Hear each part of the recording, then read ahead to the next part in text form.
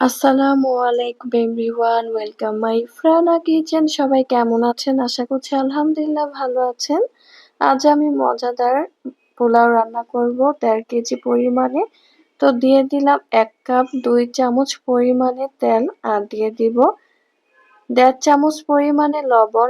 একদম ঈদ স্পেশাল পোলাও রান্না করব আজ, একদম আমার মন মতো। আর ১ কাপ পরিমাণে দিয়ে দিব পেঁয়াজ কুচি, দিয়ে দিব ৩ টুকরো দারচিনি টুকরো, এলাচ ৪টি থেকে ৫টি, লবঙ্গ ৪টি, তেজপাতা দিয়ে দিব ৩টি, মাঝে কেটে নিব। সুন্দরভাবে একসাথে এখন একটু ভেজে নিব, যাতে পেঁয়াজের কোনো এক্সট্রা গন্ধ না থাকে।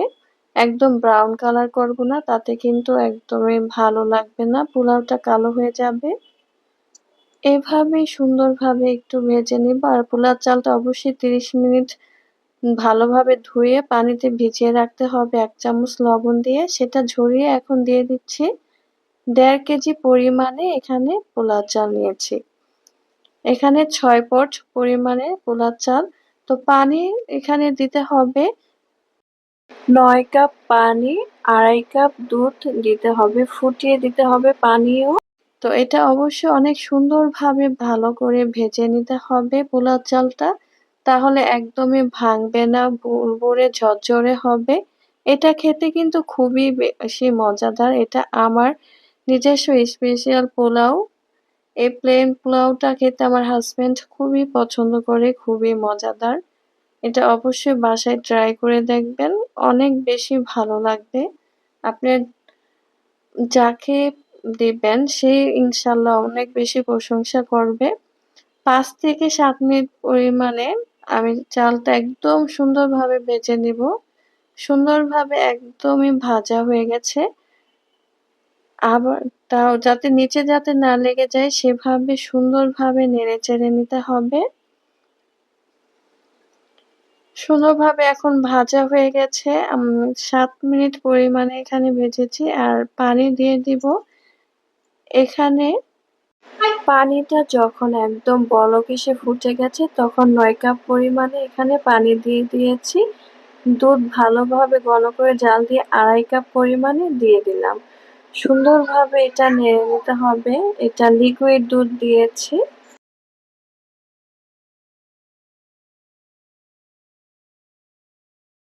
যখন একটু বলক উঠে আসবে তখন দিয়ে দিব ৪ থেকে ৫টি কাঁচামরিচ, আর দিয়ে দিব আদা রসুন বাটা, মানে আদা বাটা, রসুন বাটা না, আদা বাটা ১/২ চামচ পরিমাণে দিয়ে সুন্দরভাবে নেড়েচেড়ে ঢেকে দিব।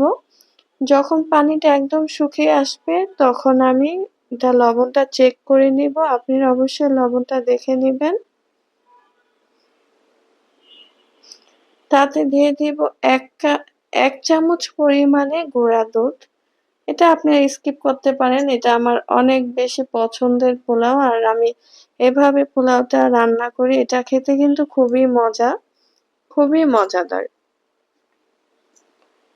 একদমই পানিটা শুকিয়ে আসছে তখন জালটা একদম মিডিয়াম আঁচে করে দিতে হবে। প্রথম থেকেই কিন্তু পানি দেওয়ার সময় কিন্তু হাই হিটে থাকবে, চালটা ভাজার সময় মিডিয়াম আঁচ থাকবে।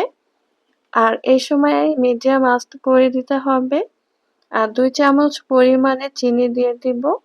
এটা ইচ্ছা আপনাদের নাও দিতে পারেন, স্কিপ করতে পারেন, কোনো সমস্যা নেই। আমার ভিডিওগুলো ভালো লাগলে অবশ্যই like, comment, share, subscribe, follow করে আমার পাশে থাকবেন।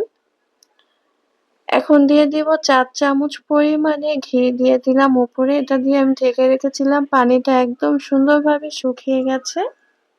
এখন আবার একটু নেড়েচেড়ে দিয়ে দিব আমি কাজু বাদাম ১ চা চামচ পরিমাণে, কিশমিশ ১ চা চামচ পরিমাণে, কাঠবাদাম, পেস্তা বাদাম ১ চামচ পরিমাণে। দেখেন পোলাওটা অনেক সুন্দর ঝরঝরে বুড়বুড়ে হয়েছে। এটা খেতে কিন্তু খুবই দারুণ মজাদার। এখন উপরে দিয়ে দিলাম এই উপকরণগুলো।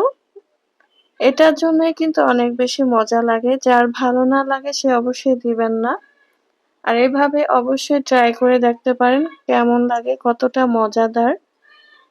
এটা দেওয়ার পরে হালকাভাবে একটু নেড়ে দিব। তারপরে আমি ফিরে আসছি।